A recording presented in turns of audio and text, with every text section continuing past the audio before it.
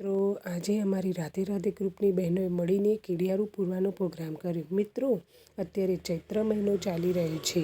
ઋષિઓ, મુનિઓ અને જ્યોતિષો કહે છે કે કીડિયારું પૂરવાનો મહિનો ચૈત્ર મહિનો અતિ ઉત્તમ છે.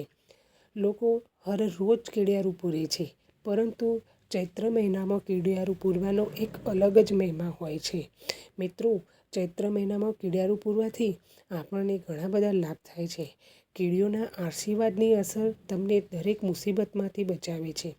તમે એક કીડિયારું પૂરો તો એક આખું ગામ જમાડ્યા બરોબર કહેવાય. લાખો હજારો કીડીઓ આ ખાય છે. મિત્રો, આજે અમે નારિયેળની અંદર લોટ, મગની દાળ, ચોખા, સફેદ તલ, કાળા તલ, ઘી અને ખાંડ મિક્સ કરીને નારિયેળમાં ભરીને કીડિયારું પૂર્યું.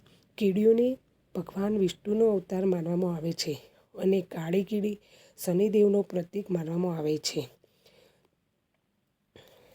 કીડીઓને તેમની પ્રિય વસ્તુ ખવડાવવાથી દેવતાઓ આપણા ઉપર ખુશ રહે છે.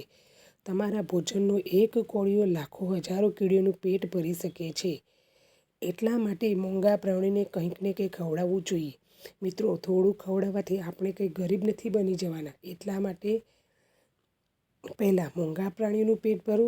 શું ખબર તેમના આશીર્વાદ તમારા ખરાબ સમયમાં તમને કામ આવે. મિત્રો, તમે જુઓ તો ખરા, અમારા ગ્રુપની બહેનો હરખે કીડિયારું પૂરે છે. મિત્રો, અમારા બાળકો પણ કીડિયારું પૂરે છે.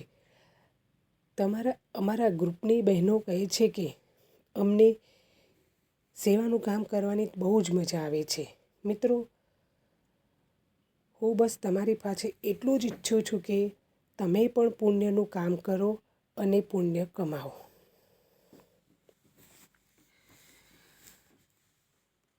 મિત્રો, અમને તો આજે કીડિયારું પૂરવાની બહુ જ મજા આવી. તો તમને અમારો વિડીયો પસંદ આવ્યો હોય તો લાઈક, સબસ્ક્રાઈબની સાથે બેલ આઇકોન પણ પ્રેસ કરજો. ધન્યવાદ મિત્રો. રાધે રાધે. જય શ્રી કૃષ્ણ.